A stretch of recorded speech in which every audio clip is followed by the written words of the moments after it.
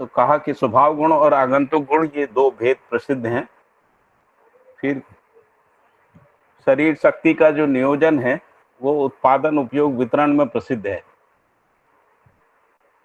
क्रियाकलापों में गुणों का आदान प्रदान और चैतन्य जीवन में स्वभाव मूल्यों का आदान प्रदान द्रष्टव्य है।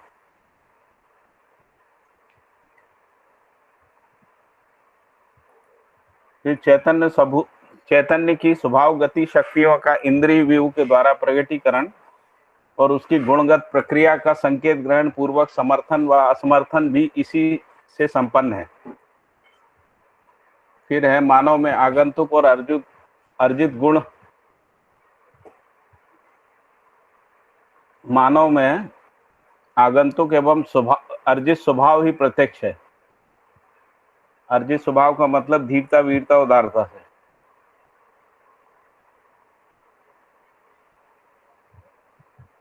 जागृत मानव में मूल प्रवृत्तियों के मूल में स्वयं में मौलिकता का स्वीकृत होना। मानव की जो मौलिकता है वो मानवीयता है, तो उसी का स्वीकृत होना रहता है। जागृत चैतन्य इकाई स्वयं में विश्वास पूर्वक मूल्यांकन करती है इसका। फिर जागृत स्वभाव समाधान पूर्ण मूल प्रवृत्तियों के रूप में प्रत्यक्ष होता है, जो असंग्रह, स्नेह आदि हैं। भ्रमित जीवन में क्लेश तथा जागृत जीवन में हर्ष होता है। संस्कार पूर्वक ही मूल प्रवृत्तियों का उदय होता है। परिमार्जन पूर्वक ही पुनराभिव्यक्ति होती है। जैसे जैसे परिमार्जन जब तक पूरा नहीं हो जाता है तब तक पुनराभिव्यक्ति होती रहती है। मन, वृत्ति, चित्त, बुद्धि के क्रमानुवर्ती संवेगों के मूल में पाई जाने वाली इच्छाओं में अपेक्षाकृत तीव्र इच्छा ही अर्जित स्वभाव है, जो प्रत्यक्ष रूप में विद्यमान रहते हैं। सूक्ष्म एवं कारण कोटि की इच्छाएं प्रचंड रूप में अवस्थित रहती हैं। यह संस्कारों में पाया जाने वाला सूक्ष्म भाग है। संपूर्ण इच्छाएं संस्कारगत एवं व्यवहारगत रूप में स्थित हैं, जो प्रमाणित है। तीव्र इच्छा को मनाकार व मन स्वस्थता का स्वरूप प्रदान करने के लिए मानव इकाई तन मन धन का नियोजन करती है। संवेग तीव्र, मंद और सूक्ष्म भेद में द्रष्टव्य हैं, जो क्रम से तीव्र इच्छा, कारण इच्छा एवं सूक्ष्म इच्छाओं पर आधारित हैं। इच्छा गति बराबर संवेग। फिर लिखा है कि दर्शन बराबर आकांक्षा बराबर इच्छा बराबर संवेग बराबर प्रज्ञा गति बराबर ज्ञान, विवेक, विज्ञान, प्रमाण बराबर दर्शन है। प्रवेश पूर्वक, पारदर्शकता पूर्वक स्थिति संकेत ग्रहण एवं प्रसारण क्रिया ही प्रज्ञा है। अनुभव योग्य क्षमता ही सत्ता में समाहित इकाई की पारदर्शिता है।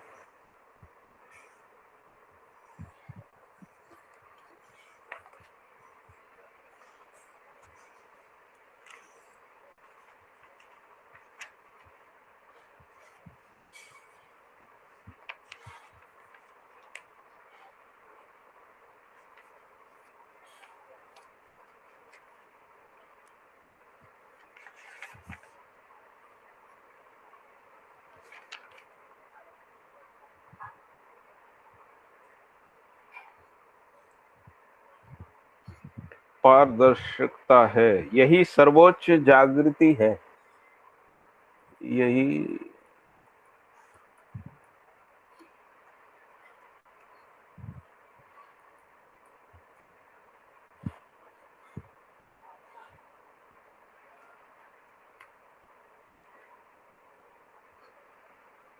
यही सर्वोच्च जागृति है। सत्ता में प्रकृति संपृक्त रहना प्रमाणित है, साथ ही सत्ता में इकाई का अनुभव पूर्ण होना भी प्रमाणित है। पूर्णता के अर्थ में संकेतानुसार वेग ही संवेग है। संचेतना में संवेदना नियंत्रित रहती है। ज्ञानावस्था की इकाई में किसी भी प्रकार के संस्कार से संस्कारित होने से पूर्व किसी न किसी पूर्व संस्कारों की विद्यमानता स्वभाव के रूप में पाई जाती है। पूर्व संस्कार अध्ययन वातावरण अग्रिम संस्कारों की स्थापना के लिए अनिवार्य कारण है। संस्कारगत स्वभाव दो श्रेणियों में गण्य है, मानवीयतापूर्ण और अति मानवीयतापूर्ण। अमानवीयतावादी प्रवृत्ति है जो संस्कार नहीं है। ब्रह्मानुभूति योग्य क्षमता, योग्यता, पात्रता से संपन्न होने पर्यंत गुणात्मक संस्कार पूत होना आवश्यक है। यही अभ्यास पूर्वक अभ्युदय का प्रमाण है। समाज ही व्यक्ति के संस्कारों के परिमार्जन, परिवर्तन एवं प्रस्थापन का कारण है। अभ्युदयकारी अध्ययन, व्यवस्था एवं तदनुसार आचरण ही समाज है। समाज ही व्यवस्था एवं शिक्षा पूर्वक जागृत वातावरण को उत्पन्न करता है। प्राकृतिक वातावरण की तुलना में जागृत वातावरण संस्कार आरोपण क्रिया में विशिष्ट सशक्त कारण है। प्राकृतिक वातावरण की तुलना में जागृत वातावरण संस्कार आरोपण क्रिया में विशिष्ट सशक्त कारण है। मनुष्येतर प्रकृति का उत्पादन पूर्वक उपयोग, सदुपयोग, प्रयोजन पूर्वक पोषण जागृत मानव करता है। वह उसको अपने उत्पादन के निमित्त कच्चे पदार्थ के रूप में प्रयुक्त करता है।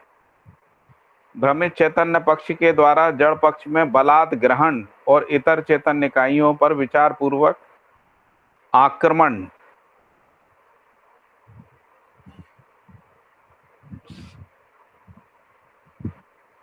संप्रेषण एवं आक्रमण होता है, ऐसा होगा, है ना। साथ ही ज्ञान विवेक विज्ञान पूर्वक सामाजिक एवं सह अस्तित्व पूर्ण होता है। भैया सामाजिकता आक्रमण या संक्रमण? आक्रमण या संक्रमण होता है। तो संक्रमण पूर्वक ज्ञान विवेक विज्ञान पूर्वक सामाजिकता, सामाजिक एवं सह अस्तित्व पूर्ण होना होता है। सामाजिकता की स्थापना आक्रमण अथवा बल प्रयोग से संभव नहीं है, अपितु जागृति के लिए अपेक्षित उच्च संस्कारों के द्वारा ही यह संभव एवं सुलभ है। स्वभाव ही सामाजिकता का मूल्यांकन करता है। उसी के आधार पर, उसी के लिए, उसी को सुसंस्कारों से संपन्न करने के लिए अध्ययन है। अध्ययन की पुष्टि प्रकाशन, प्रचार, प्रदर्शन से है। इसकी सफलता व असफलता सामाजिकता के संरक्षण के लिए की गई व्यवस्था पर आधारित है। मानवीयता तथा अति मानवीयता से संपन्न प्रत्येक इकाई के स्वभाव को अभिछन्न बनाने योग्य वातावरण का निर्माण करना शिक्षा एवं व्यवस्था का आद्योपांत कार्यक्रम है। यही आप्तों की कामना है। अनुभूति ही आप तत्व है। अनुभूति केवल सत्य में है। वह क्षमता, योग्यता, पात्रता पर निर्भर है। वह जागृति इच्छाओं पर, इच्छाएं संस्कारों पर, संस्कार वातावरण अध्ययन एवं पूर्व संस्कारों पर तथा संस्कार वातावरण अध्ययन एवं पूर्व संस्कार अनुभूति पर आधारित पाया जाता है। अनुभूति वर्ग, मत, संप्रदाय, पक्ष, भाषा की सीमाओं से बाधित नहीं है। अनुभूति योग अहर्ता को उत्पन्न कर देना ही संस्कार है। ब्रह्मानुभूति योग अर्हता पर्यंत संस्कार पूत होना भावी है। फिर अगले अध्याय में हमने पढ़ा था, शरीर के द्वारा संपन्न होने वाला उत्पादन, वितरण, व्यवहार एवं भोग की ज्ञानात्मा का लक्ष्य नहीं है। शरीर के द्वारा संपन्न होने वाला उत्पादन, वितरण, व्यवसाय एवं भोग ही ज्ञानात्मा का लक्ष्य नहीं है। मानू पेन देना थोड़ा सा, जगह करो, यहाँ रखा हुए। ज्ञानात्मा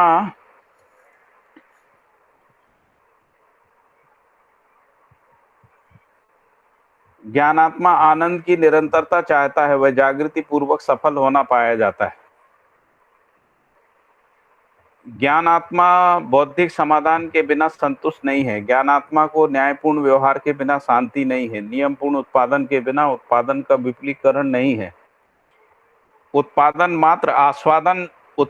मात्र का आस्वादन स्थूल शरीर के पोषण, संरक्षण एवं समाज गति सीमांतवर्ती उपादेयी है।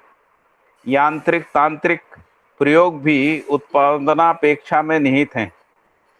प्रत्येक आवश्यकीय आस्वादन से जड़ पक्ष की पुष्टि होती है। चैतन्य पक्ष के मन को सुख या दुख भी भास सकता है। सुख के भास आभास का कारण ही है उसकी निरंतरता के लिए जिज्ञासा। अर्थ का विपुलीकरण अर्थ का विपुलीकरण सुख की निरंतरता का साधन सिद्ध नहीं हुआ है।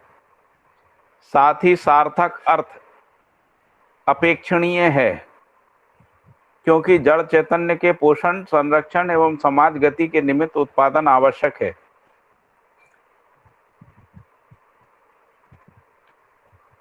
इसी में सभ्यता एवं आचरण प्रकट होता है, जिसकी अक्षुण्णता को अग्रिम विकास एवं जागृति पूर्वक परंपरा का उदय है। जिसकी अक्षुण्णता ही अग्रिम विकास एवं जागृति सहित परंपरा का उदय है। न्यायपूर्ण सामाजिक व्यवहार ही सुख शांति की निरंतरता है। धर्मपूर्ण विचार ही समाधान है, जो संतोष की निरंतरता है। धर्म विहीन वस्तु या इकाई नहीं है। प्रत्येक इकाई में रूप गुण स्वभाव धर्म का अध्ययन प्रसिद्ध है। ब्रह्मानुभूति ही परमानंद है, यही आनंद की निरंतरता है। चैतन्य इकाई में गठन परिणाम नहीं है, साथ ही क्रिया और आचरण में परिमार्जन गुणात्मक परिवर्तन प्रसिद्ध है। आशा आकांक्षा विचार विवेक कला कुशलता निपुणता पांडित्य के रूप में क्रिया आस्वादन एवं अनुभूति के भेद से प्रत्यक्ष है। प्राप्य का ही आस्वादन एवं सानिध्य प्रसिद्ध है। प्राप्त की अनुभूति है वह यह ब्रह्म ज्ञान और सत्य है। प्राप्त की अनुभूति है तो किसकी अनुभूति है? तो यह ब्रह्म ज्ञान और सत्य है। व्यापक ब्रह्म है यह एवं इसकी अनुभूति देश कालादि सीमा से मुक्त है। यह मतलब ब्रह्म एवं इसकी अनुभूति देश कालादि सीमा से मुक्त है। आस्वादन मात्र से भी सुख संतोष आनंद भासता है। आस्वादन मात्र से भी सुख संतोष आनंद भासता है। विलासिता भी इसी उपादेयता की सीमा में सीमित है। विलासिता से आनंद की निरंतरता नहीं है। यदि होती तो विलासिता की भी निरंतरता होती। किसी भी प्रकार का भोग विलास या आराम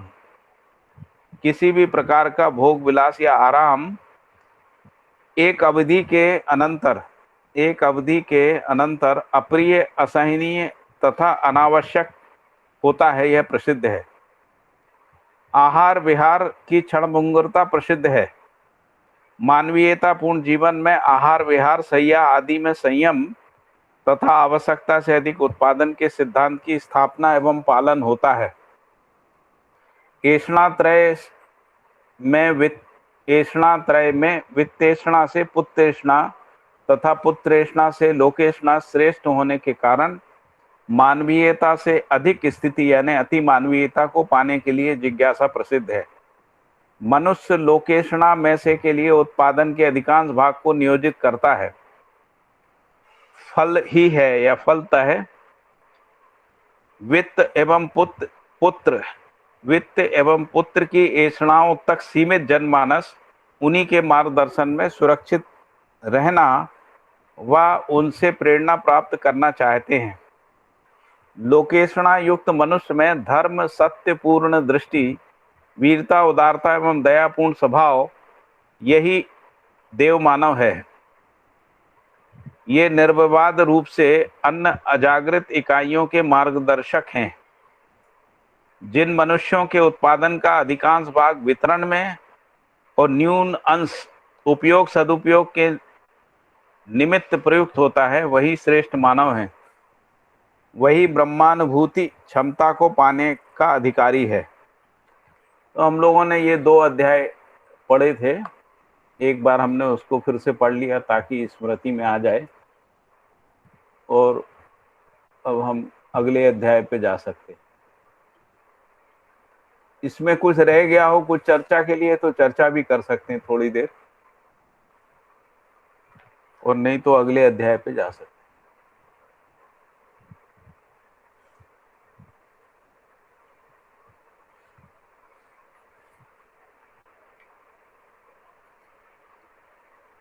क्या किया जाए? अगला अध्याय पढ़ें या कोई प्रश्न है, आगे बढ़ा जाए, पढ़ आगे पढ़ा जाए, ठीक है।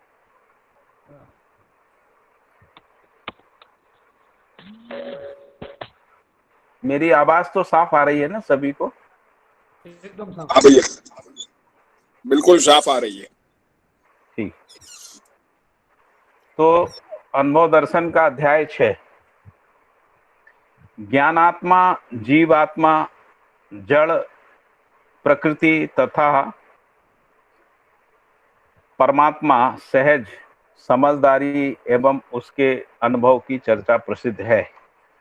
तो ज्ञानात्मा का मतलब जो ज्ञानावस्था की इकाइयों में जो जीवन है, और जीवात्मा का मतलब जीवावस्था की इकाइयों में जो जीवन है। और जड़, जड़ का मतलब भौतिक रासायनिक जो जड़ प्रकृति है।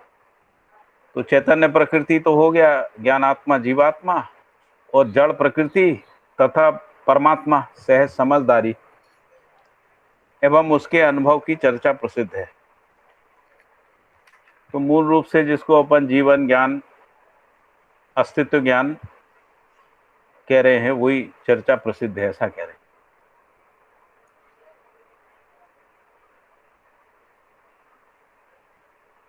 परमात्मा सहज समझदारी और उसके अनुभव की चर्चा प्रसिद्ध है। यही जीव जगत एवं ईश्वर का अध्ययन है। तो इसी को वो कह रहे हैं कि ये जीव जगत और ईश्वर का अध्ययन है। तो जैसा मैंने पहले भी बताया था कि बाबा जी ये सब सेंटेंस को इसलिए बोलते हैं क्योंकि ये विगत में है ना, ये मुद्दे रहे हैं।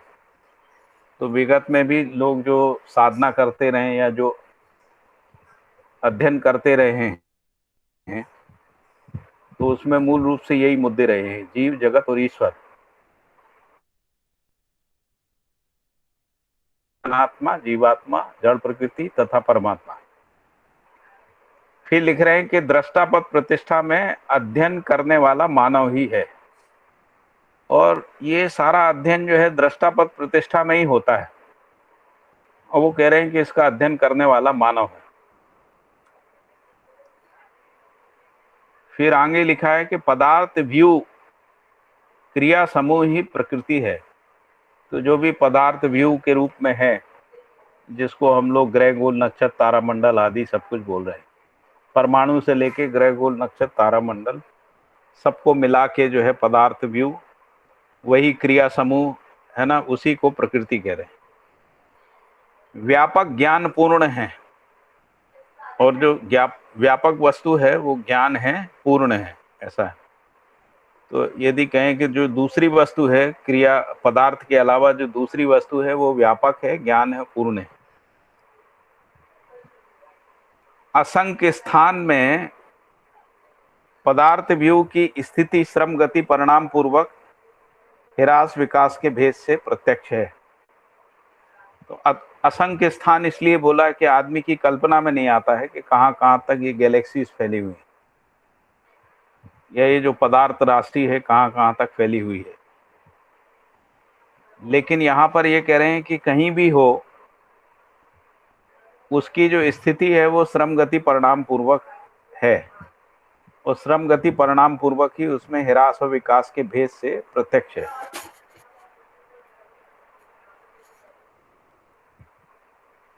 क्योंकि हर अवस्था की प्रकृति में श्रम गति परिणाम का होना पाया जाता है। या दूसरे अर्थ में कहें कि हर क्रिया जो है वो श्रम गति परिणाम के रूप में ही क्रिया है। फिर आगे है, ज्ञान में पाए जाने वाले विभिन्न स्थानगत पदार्थ व्यू में से इस पृथ्वी पर प्रकृति 4 अवस्थाओं में परिलक्षित है, जो पदार्थावस्था, प्राणावस्था, जीवावस्था और ज्ञानावस्थाएं हैं। तो ज्ञान का मतलब व्यापक वस्तु हुआ, क्योंकि ऊपर लिखा है कि व्यापक ज्ञान और पूर्ण है। तो ज्ञान में यानी व्यापक वस्तु में पाए जाने वाले विभिन्न स्थानगत पदार्थ व्यू किसी न किसी स्थान विशेष में ही है। तो उन पदार्थ व्यू में से यह पृथ्वी, जैसे हम लोग कह रहे हैं कि ये जो आकाश गंगा है, जिसका नाम मिल्की वे, आकाश गंगा में से इस सौर मंडल में ये एक पृथ्वी है। तो इस पृथ्वी में प्रकृति 4 अवस्थाओं में परिलक्षित है, जो पदार्थावस्था, प्राणावस्था, जीवावस्था, ज्ञानावस्था में है। फिर लिखा है कि जड़ पदार्थ के विकास का जो चरमोत्कर्ष ही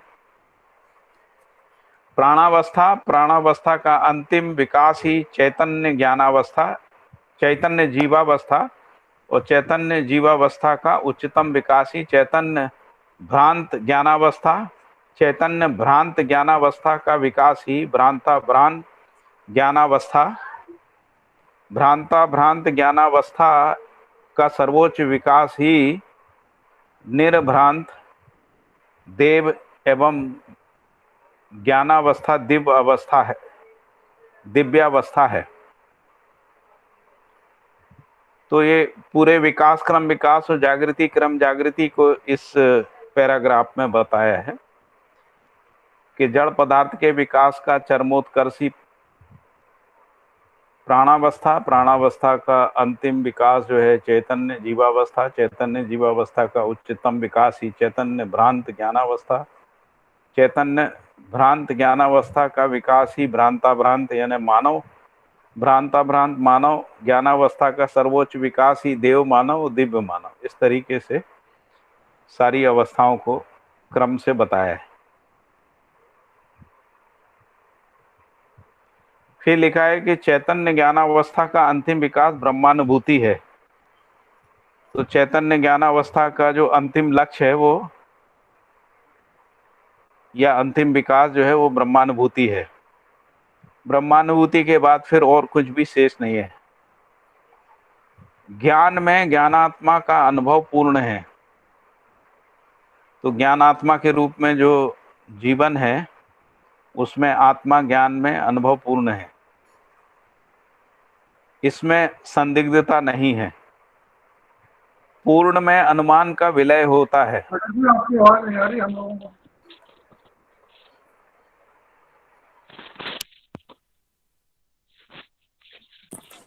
आपकी आवाज नहीं आ रही है।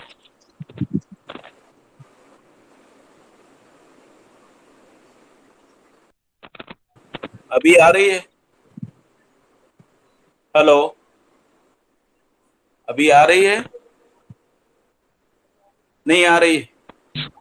भैया हमें तो आ रही है। आ रही है भैया। आ रही है? भैया हाँ बिल्कुल ठीक आ रही है भैया।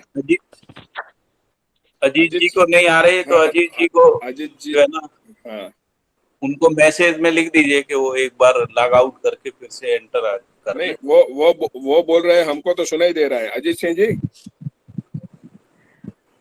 आ रही है आवाज? मुझे तो आ रही है। हाँ, अजीत सिंह जी जो है शायद उन्होंने लेफ्ट किया क्या? नहीं, वो तो है ही इसमें, दिख तो रहे। हाँ भैया लेफ्ट किया है, तो मुझे लगता है लेफ्ट करके वापस जुड़ेंगे। हाँ जी हाँ। हाँ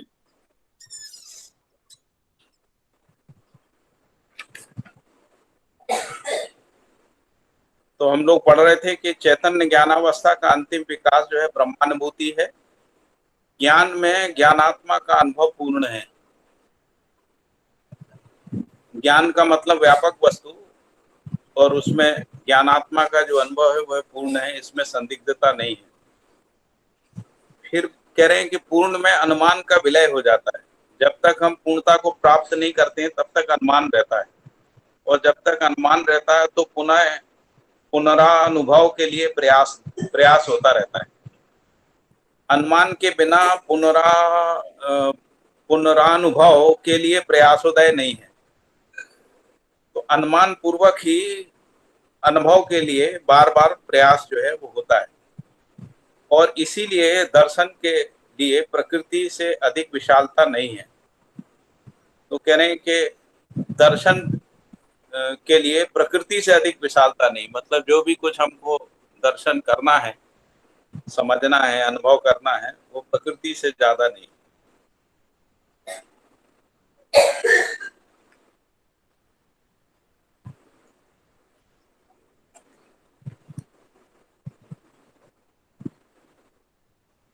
फिर लिखा है कि उसके दर्शन क्रम में स्वयं का अध्ययन स्पष्ट होता है। तो प्रकृति का जब हम अध्ययन करते हैं, उसी अध्ययन में एक स्थिति में आके स्वयं का अध्ययन होता है। यहाँ पे स्वयं का मतलब है कि जीवन का, जीवन के रूप में स्वयं का होना। तो मानव में जीवन और शरीर है, तो जो शरीर है वो जड़ प्रकृति है और जीवन जो है वो चैतन्य प्रकृति है। तो चैतन्य प्रकृति जो है वो स्वयं के रूप में इंगित है। तो अनुमान के बिना पुनरानुभव के लिए प्रयासोदय नहीं है, इसीलिए दर्शन के लिए प्रकृति से अधिक विशालता नहीं है। उसके दर्शन क्रम में स्वयं का अध्ययन स्पष्ट है। अध्ययन ही स्वयं की अध्ययन स्पष्टता ही ब्रह्मानुभूति योग्य क्षमता है जो प्रसिद्ध है। तो जैसे जैसे स्वयं का अध्ययन स्पष्ट होता जाता है, वैसे वैसे ब्रह्मानुभूति योग्य क्षमता जो है वो आ जाती है। फिर लिखा है कि भ्रांता भ्रांत ज्ञानावस्था ही अग्रिम जागृति, भ्रांता भ्रांत ज्ञानावस्था की अंतिम जागृति ही निर्भ्रांत देवात्मा या निर्भ्रांत देवात्मा का पूर्ण विकास ही निर्भ्रांत दिव्यात्मा पद प्रकट है। तो जैसा हम लोग पढ़ते आ रहे हैं कि भ्रांता भ्रांत ज्ञानावस्था का मतलब मानव, और उसका जो अग्रिम जागृति है वो निर्भ्रांत देव आत्मा है, यानी जिसको अपन देव मानव कह रहे हैं। और निर्भ्रांत देव आत्मा का पूर्ण विकास ही निर्भ्रांत दिव्य आत्मा पद प्रकट है। यह गुणात्मक विकास श्रृंखला सिद्ध है। इस समग्र जागृति का क्रम का आधार प्रेरणा एवं त्राण भी केवल ज्ञान में ही है। तो इस समग्र जागृति यानी तीनों प्रकार की जो जागृति क्रम का जो आधार है और जो प्रेरणा है या त्राण है, त्राण का मतलब है स्फूर्ति, इसके लिए यानी जागृति के लिए जो स्फूर्ति है वह केवल ज्ञान में ही है।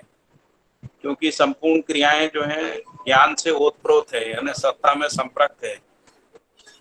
और जो सत्ता है वो व्यापक वस्तु है। तो व्यापक वस्तु में सभी एक एक वस्तुएं जो है डूबी भीगी गिरी हुई होने के कारण से चैतन्य इकाई जो है वो ज्ञान से ओतप्रोतता के रूप में पहचानने में आती है। तो इस समग्र जागृति का आधार प्रेरणा एवं त्राण भी केवल ज्ञान में ही है। फिर कह रहे हैं कि अधिक और कम की गणनाएं अपेक्षाकृत हैं तथा भाव और अभाव भी है। तो ये जो अधिक और कम की जो गणनाएं हैं वो प्रकृति में है, और जिसको अपन भाव और अभाव कह रहे हैं वो व्यापक वस्तु में है। तो व्यापक वस्तु में अनुभव होने से भाव में अनुभव हो जाता है, और व्यापक वस्तु की अनुभूति नहीं रहना ही अभाव है। और उसी तरीके से जो प्रकृति में अधिक और कम के रूप में गणनाएं हैं जो अपेक्षाकृत है। फिर लिखा है काल विस्तार इकाइयों की गणनाएं हैं। तो उन्होंने कहा कि गणनाएं किस रूप में है, तो काल के रूप में है, विस्तार के रूप में, इकाई के रूप में। तो हम लोग काल को क्रिया की अवधि के रूप में काल कहते हैं, और रचना की अवधि को विस्तार कहते हैं। रचना की जो अवधि है वो विस्तार है, क्रिया की अवधि काल है। और काल की जो गणना है वो क्रिया की जो आवृत्ति है उसके रूप में है, आवर्तनशीलता है उसके रूप में काल की गणना है। क्योंकि क्रिया निरंतर है इसलिए काल भी निरंतर है। इसलिए जो क्रिया की अवधि कहते हैं उसका मतलब है वो गणना के अनुसार है। क्रिया जब अपनी आवृत्ति को पूरा कर लेती है, एक आवृत्ति पूरा करती है, उसके आधार पर काल गणनाएं हैं। जैसे पृथ्वी सूर्य का चक्कर लगाती है तो हम लोग 1 साल बोलते हैं। तो काल और रचना की अवधि यानी 20 से पेड़ और पेड़ से 20 तक, तो 20 से 20 तक जो है वो रचना की अवधि है। और उस अवधि के बाद जब वो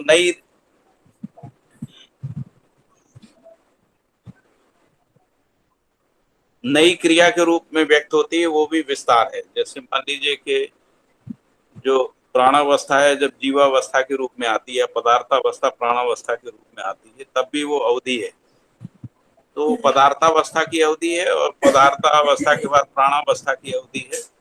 प्राणावस्था की अवधि जीवावस्था में आके नई क्रिया के रूप में व्यक्त होती है, वो भी विस्तार है। और इकाइयों की भी गणना है। तो इकाइयों की गणना जो है वो अनंत के रूप में है, क्योंकि इकाइयां गणना में नहीं आती, इसलिए अनंत है। जड़ता के प्रति आसक्ति स्वतंत्रता का लक्षण नहीं है।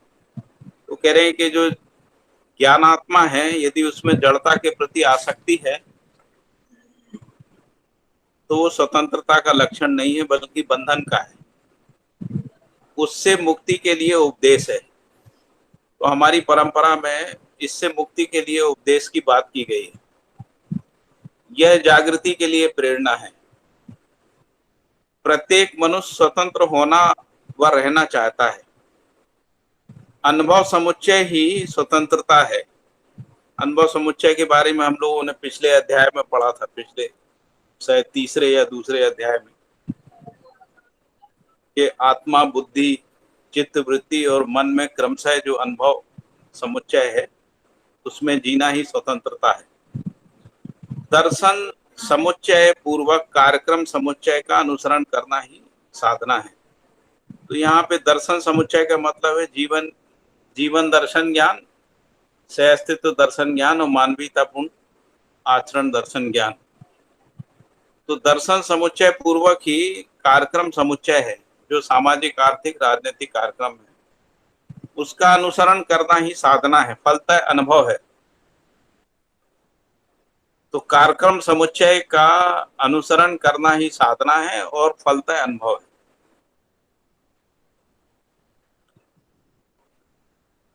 मानव में अनादिकाल से अमरत्व और अजेयत्व की कामना विद्यमान है। तो यहाँ कह रहे हैं कि जो मानव है, आदिकाल से अमरत्व की कामना उसमें रही है और अजेयत्व की कामना रही है, और इसीलिए बहुत प्रकार की साधनाएं हैं और बहुत प्रकार के लड़ाई झगड़े, युद्ध आदि भी देखने को मिलते हैं अजेयत्व के चक्कर में। मनुष्य पराजय नहीं चाहता है। मनुष्य में बल, बुद्धि, रूप, पद, धनात्मक विभूतियों की उपलब्धियां प्रसिद्ध हैं। तो मनुष्य में रूप, पद, बल, धन रूपी जो विभूतियां हैं वो की उपलब्धियां प्रत्यक्ष हैं। निर्भ्रम अवस्था में बुद्धि अजेय है। बाकी सब जगह जो भी विजय मिलती है वो टेम्परेरी रहती है, जिसको हम लोग अभी विजय कहते हैं। विजय का मतलब है युद्ध जीत लेना, है ना। लेकिन जो असली विजय है या अजय है, वो निर्भ्रम अवस्था में बुद्धि अजेय और ज्ञानात्मा अमर है, ये स्पष्ट होता है। क्योंकि बुद्धि भ्रम से मुक्त हो जाती है, इसलिए वो अजेय है, और ज्ञानात्मा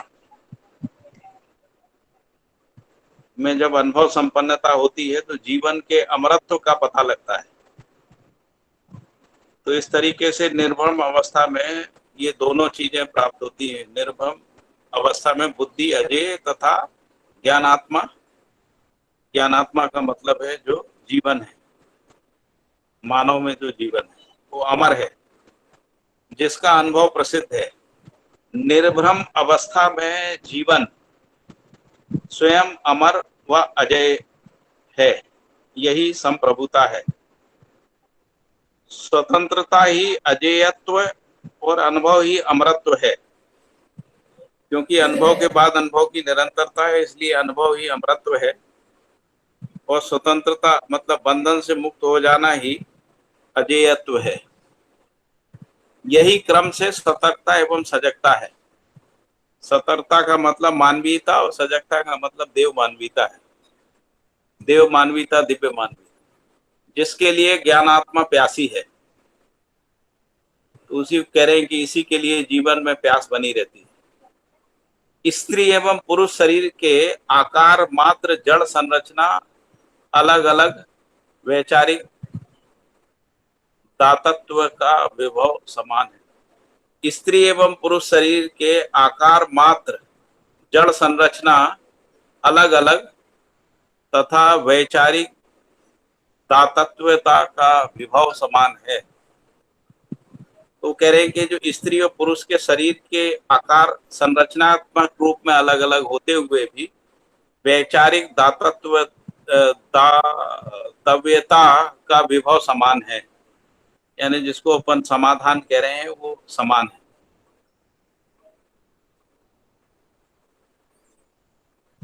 चैतन्य पुंज ही वैचारिक दातव्यता है। दातव्यता का अर्थ देने की प्रवृत्ति है।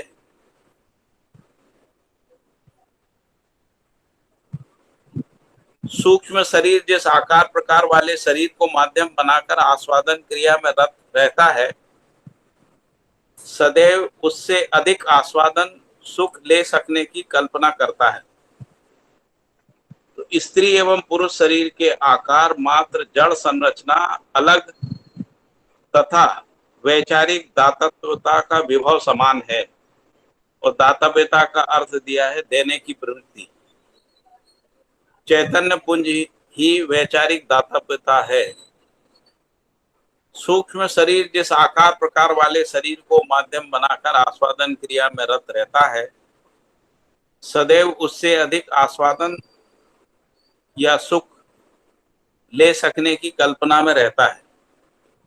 इसी क्रम में मनुष्य शरीर का भी प्रादुर्भाव हुआ है,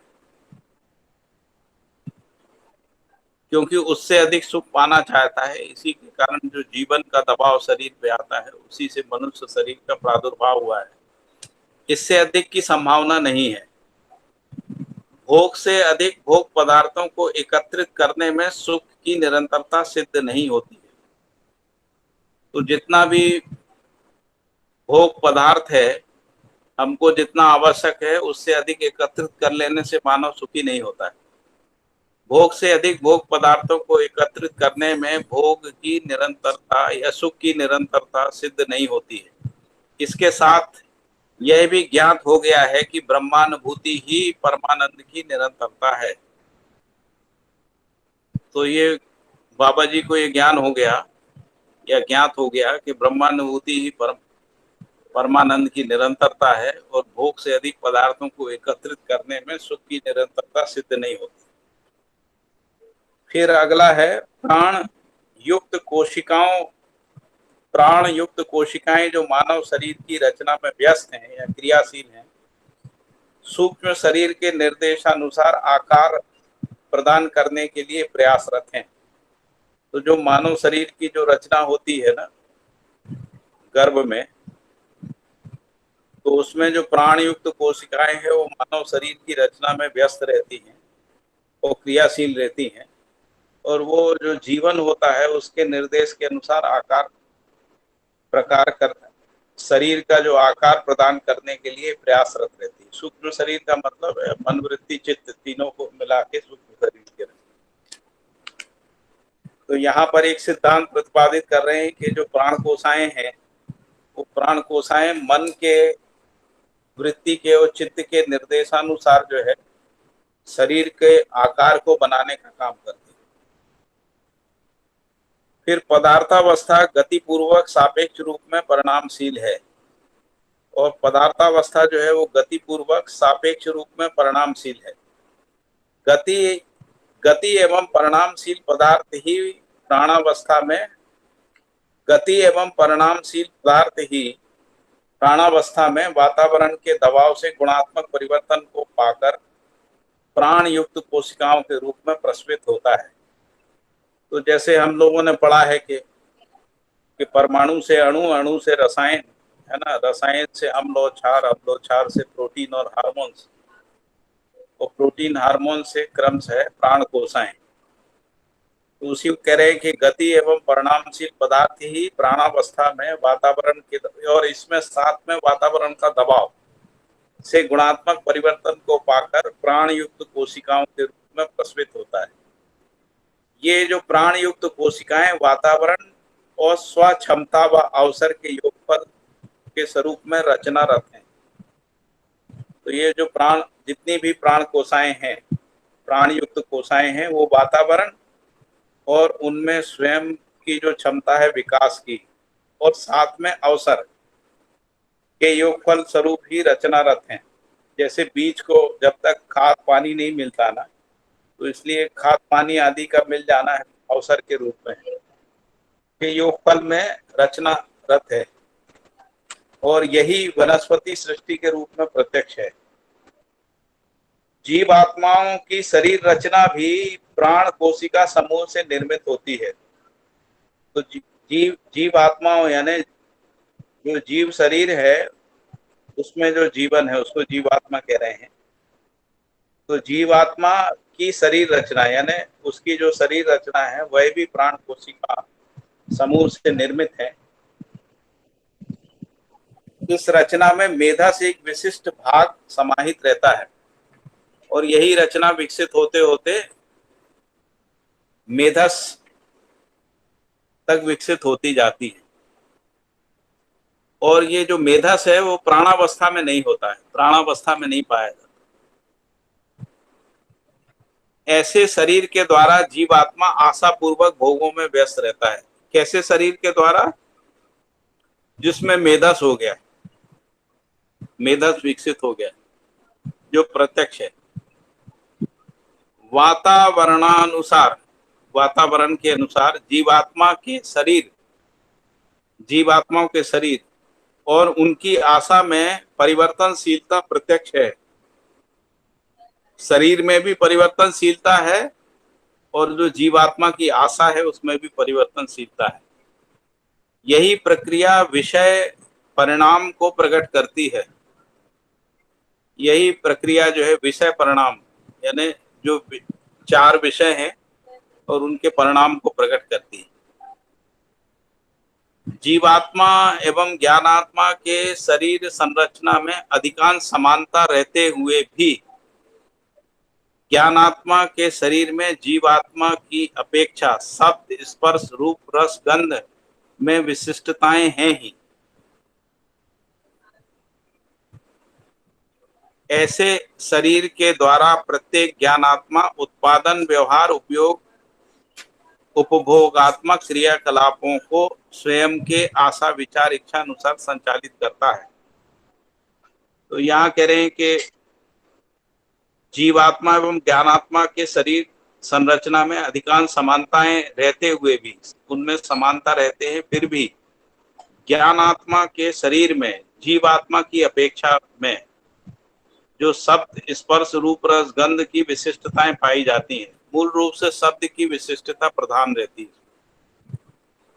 ऐसे शरीर के द्वारा प्रत्येक ज्ञानात्मा, फिर कह रहे हैं कि ऐसे शरीर के द्वारा ज्ञानात्मा यानी जिसको अपन मानव कह रहे हैं, ऐसे शरीर के द्वारा प्रत्येक ज्ञानात्मा उत्पादन जो जीव जंतु नहीं करते है ना, व्यवहार जो जीव जंतुओं में नहीं है, उपयोग, और उपभोगात्मक क्रियाकलापों को स्वयं के आशा, विचार, इच्छा और संकल्पानुरूप करता है।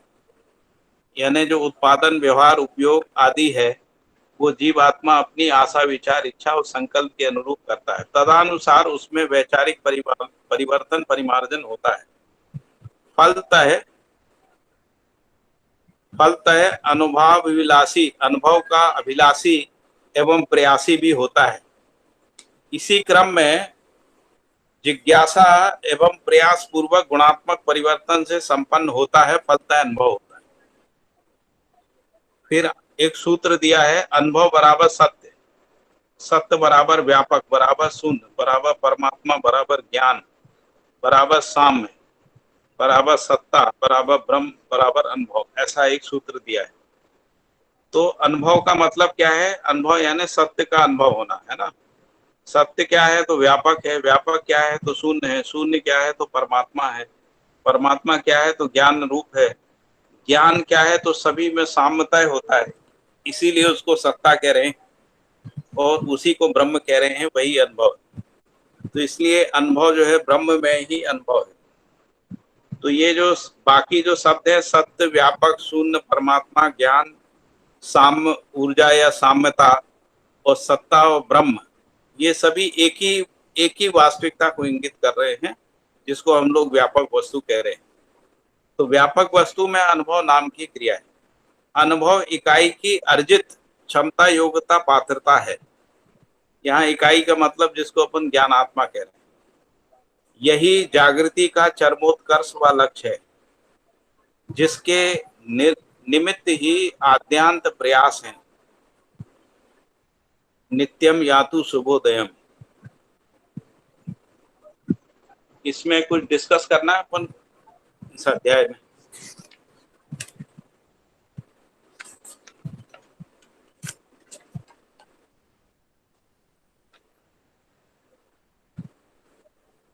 हाँ जी भाई जी, हाँ भैया।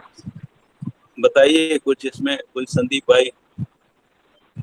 भैया इसमें ये जो ज्ञानात्मा, जीवात्मा, जड़ प्रकृति और परमात्मा, जी, इनकी चर्चा प्रसिद्ध है। इसमें परमात्मा को थोड़ा स्पष्ट करेंगे। और एक ये यही जीव जगत एवं ईश्वर सहज अध्ययन है। जीव जगत का इसमें मतलब क्या आएगा?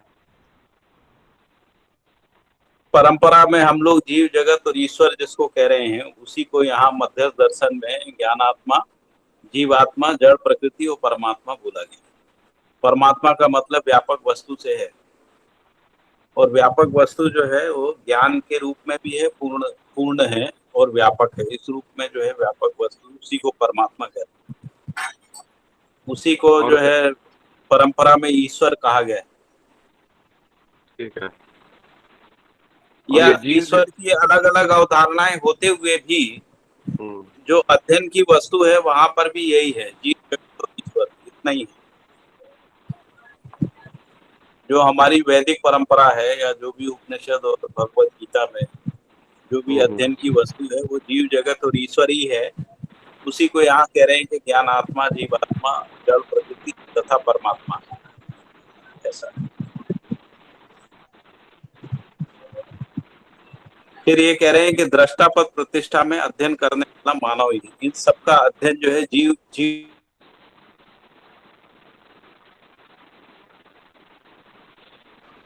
और इसमें भी कह रहे हैं कि दृष्टा पद प्रतिष्ठा में अध्ययन करने की क्षमता है।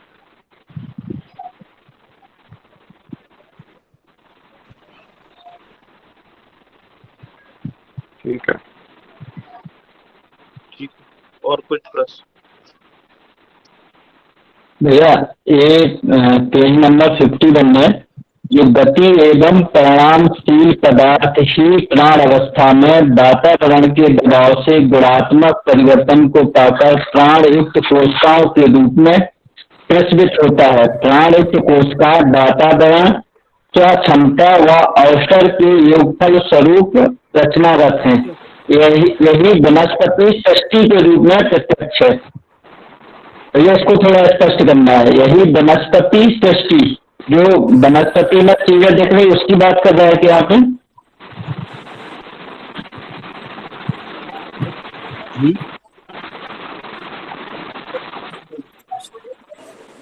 ये जो आप किसकी बात कर रहे हैं, कौन सा पैरा? लास्ट दूसरे नंबर का। मानव शरीर की रचना में व्यस्त है, इसको बोलो। नहीं भैया, जो गति एवं परिणाम पदार्थ। हेलो भैया, आवाज आ रही है? भैया आवाज आ रही है? आ रही है, आवाज आ रही है।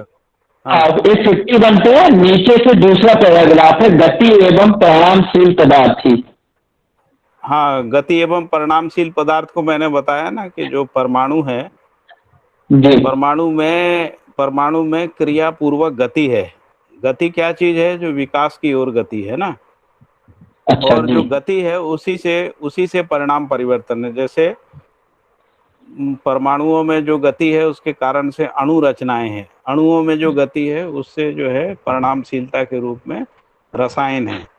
रसायनों में क्रमशः गति है तो उससे प्रोटीन और हार्मोन्स बनते हैं ना, जिसको हम लोग रचना तत्व, पुष्टि तत्व कह रहे हैं। रचना तत्व, पुष्टि तत्व में पुनः गति है तो उससे प्राण कोशिकाएं हैं, उनसे प्राण कोशिकाएं बनती हैं।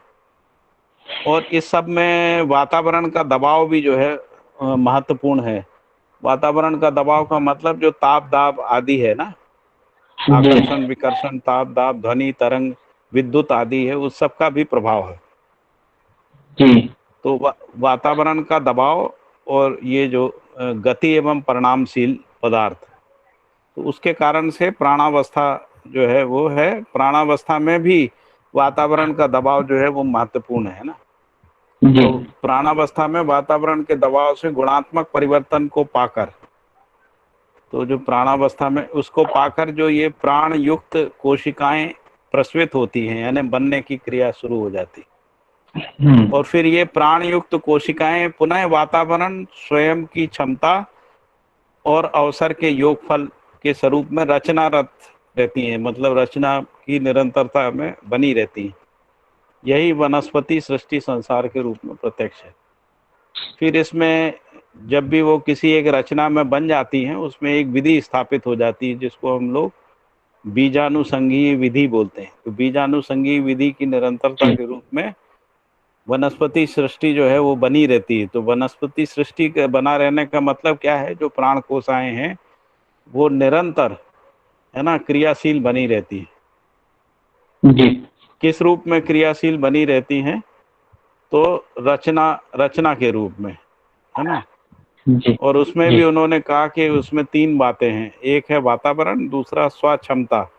तो उसमें रचना को बनाए रखने की और जो प्रवृत्ति है वो स्वक्षमता के रूप में है, और साथ साथ अवसर भी है ना। अवसर जो है उसको वातावरण से ही प्राप्त होता जी है ना। इनके योगफल में वो रचनारत रहती है, और इसमें भी आवर्तनशीलता बनी रहती है, क्योंकि ये जो डेड सेल होती हैं वो पुनः पदार्थावस्था में चली जाती, और वो डेड सेल में फिर से वातावरण का जो प्रभाव पड़ता है, ताप दाप और नमी आदि का, तो उससे फिर जी से उनमें प्राण कोशिकाओं के रूप में परिवर्तित होने की क्षमता रहती है। जी और फिर ये प्राण कोशिकाएं जो है निरंतर क्रियारत या रचनारत रहती हैं, और इसी के आधार पे वनस्पति सृष्टि जो है के रूप में ये प्रत्यक्ष रहती है। तो वनस्पति सृष्टि का संपूर्ण क्रियाकलाप प्राण कोशिकाओं का क्रियाकलाप है। फिर यही प्राण कोशिकाएं जो हैं वो जीवावस्था के शरीर रचना भी प्राण कोशिका समूह से ही निर्मित होते हैं। तो ये प्राण कोशिकाएं के जो समूह होते हैं यही फिर पहले स्वेदस संसार को बनाते हैं ना। स्वेदस जी संसार से अंडस संसार, अंडस से पिंडस संसार को बनाते, मतलब जो जी जीव आत्मा यानी जीवों के जो शरीर हैं, शरीर की रचना में भी ये प्राण कोशिका समूह से निर्मित होती, इन्हीं प्राण कोशिकाओं से होती। और फिर जी जब ये जीव शरीर में होते हैं, यानी जिसको अपन कह रहे हैं मांस से या सप्त धातुओं से रचित जो शरीर होता है, वनस्पति में सप्त धातुएं नहीं होती हैं, शरीर रचना में रहती हैं।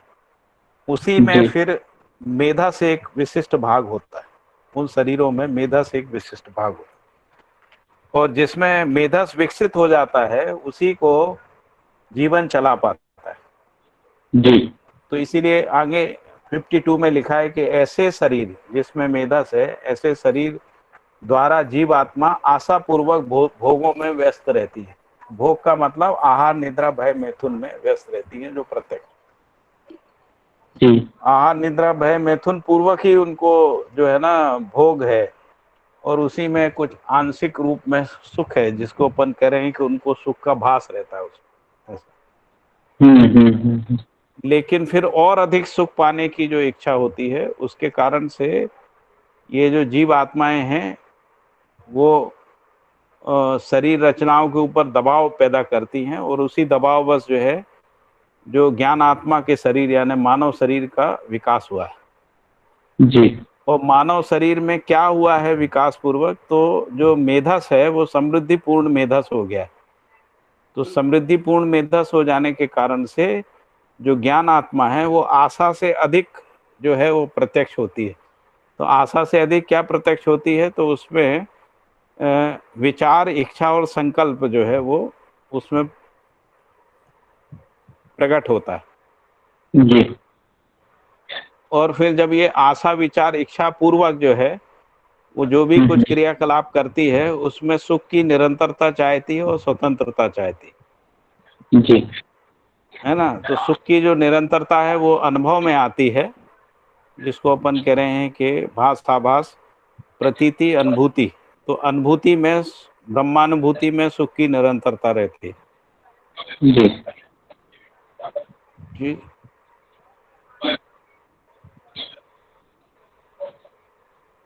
और कोई प्रश्न? और दूसरा स्वतंत्रता की बात आई थी। हाँ भैया। तो स्वतंत्रता का अनुभव तभी होता है जब वो आसक्ति से मुक्त हो जाती। आसक्ति से मुक्त स्थिति में ही स्वतंत्रता का अनुभव है। तो हम लोगों ने 50 नंबर के पेज में इसको पढ़ा था ना, 50 नंबर का जो पेज है उसमें पढ़ा।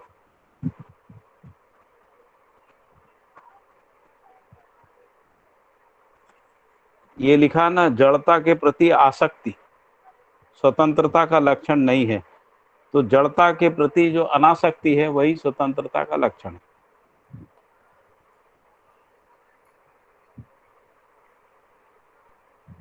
जड़ता के प्रति आसक्ति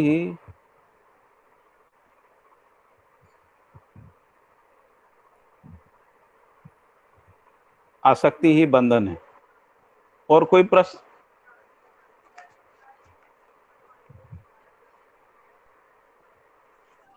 भैया ये जो पूर्ण में अनुमान विलय होता है और प्रकृति का दर्शन क्रम में स्वयं का अध्ययन स्पष्ट है, तो इसमें स्वयं मुझे समझ में नहीं आ रहा है। स्वयं की अध्ययन स्पष्टता ही ब्रह्मानुभूति तो हम जब प्रकृति में अध्ययन करते हैं ना, तो प्रकृति में अध्ययन क्या है? तो पदार्थावस्था, प्राणावस्था, जीवावस्था, ज्ञानावस्था है ना, ये अध्ययन है। हाँ। तो इसी में एक स्थिति, और दूसरा जो है परमाणु में विकास का अध्ययन करते हैं ना। परमाणु के विकास में एक स्थिति है जिसको गठन पूर्णता कह रहे हैं। तो गठन पूर्णता में से आगे जाके फिर क्रिया पूर्णता, फिर आचरण पूर्णता, ऐसा है ना। तो ये जो गठन पूर्णता पूर्वक स्वयं का अध्ययन शुरू होता है, उससे पहले तक जड़ प्रकृति है, जड़ ही चैतन्य हुआ है ना। तो इसीलिए फिर जैसे ही गठन पूर्णता से अध्ययन शुरू करते हैं वो स्वयं का अध्ययन। थैंक यू भैया। क्योंकि गठन पूर्ण, अपन जब इसका पठन कर रहे थे ना जी पहले इसी पैराग्राफ का, तो आपने इसकी बड़ी बढ़िया एक्सप्लेनेशन दी थी। ये लिखा है ना, स्वयं की अध्ययन स्पष्टता ही ब्रह्मानुभूति योग्य क्षमता है, जो प्रसिद्ध है। तो उसमें आपने जो इसकी एक्सप्लेनेशन दी थी वो ये दी थी, स्वबोध। बुद्धि जो है वो आत्मा को पहचान लेती है। हाँ। और बुद्धि आत्मानुशासित हो जाती है। आत्मानुशासित बुद्धि ही जो है ना, जब बुद्धि आत्मानुशासित हो जाती है तभी आत्मा अनुभव के लिए जो है ना क्वालिफाई करती है। ऐसा कुछ बताया था। हाँ, वो अलग अलग संदर्भ था। यहाँ पर संदर्भ अलग, यहाँ पे संदर्भ अलग है। तो देखिए, जो जिसको अपन ये कह रहे हैं ना कि स्वबोध का क्या मतलब है ना, स्वबोध। तो जैसे ही हम लोग परंपरा में अध्ययन करते हैं, तो परंपरा में ऐसा अध्ययन है कि जो आत्मा, वृत्ति, चित्त, बुद्धि जो है, और आत्मा, ये सब अलग अलग चीजें हैं। मन, वृत्ति, चित्त, बुद्धि, ये सब अलग अलग चीजें हैं, है ना। इनका आपस में कोई संबंध नहीं। बल्कि मन को तो उन्होंने इंद्रिय माना है ना, छठेंद्रिय बोलते हैं मन को, है ना।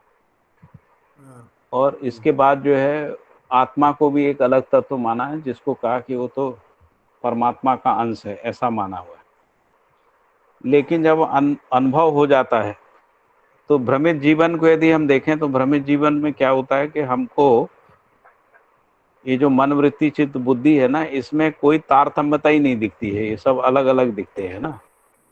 तो जैसे आप परंपरा में भी देखेंगे तो मन को लेकर बहुत, जिसको कहते हैं कि रोना रोया गया है ना, या मन को बहुत कंडेम किया गया है। मन जो है बंधन है, मन चंचल है, मन जो है वो नियंत्रण में नहीं रहता है, मन पापी है, पता नहीं क्या क्या बोला गया। तो इसी तरीके से विचार को बोला कि विचार ही समस्या है, विचार ही बंधन है, तो इसलिए निर्विचार हो जाना। इसी तरीके से इच्छाओं को भी कंडेम किया गया है। इच्छाएं जो है मानव में अनंत बनी रहती हैं, तो इच्छाओं से मुक्ति हो जाना ही जो है वो मोक्ष की ओर गति है।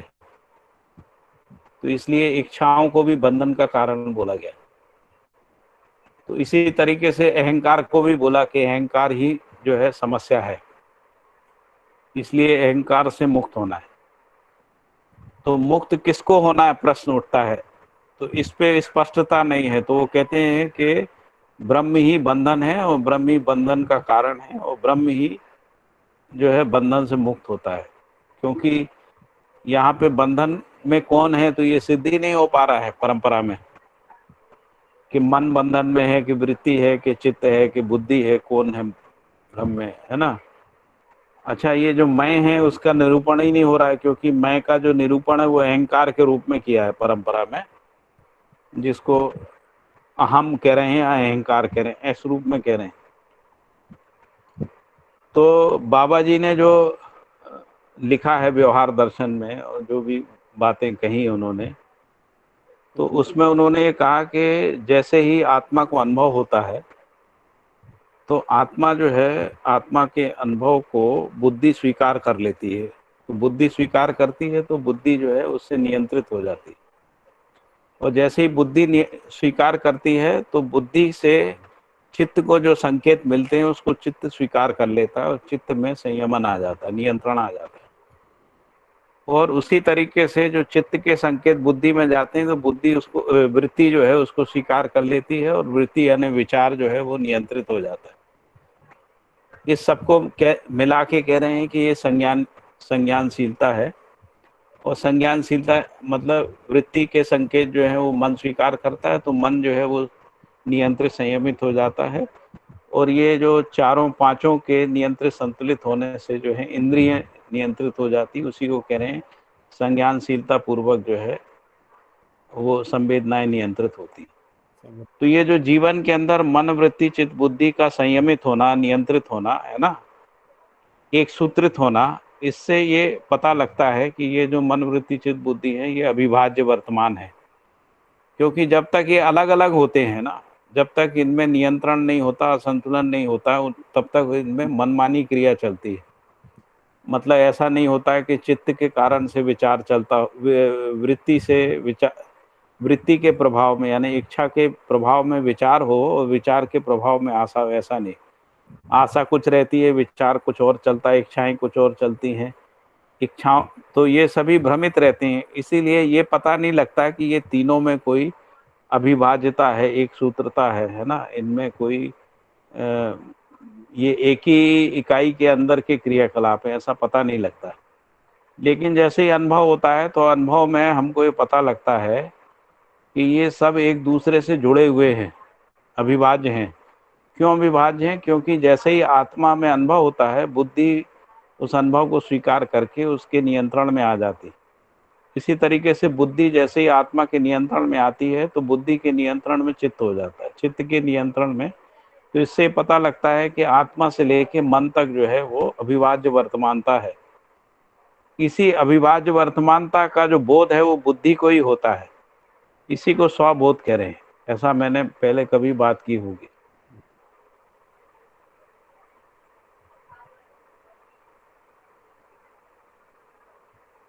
अजीत जी, यहाँ पे जो स्वयं लिखा है ये जीवन के लिए लिखा है क्या, या फिर स्वयं शरीर मतलब और जीवन के का लिए, एक स्वयं मतलब बताया जीवन गया के है? लिए, स्वयं जीवन के लिए।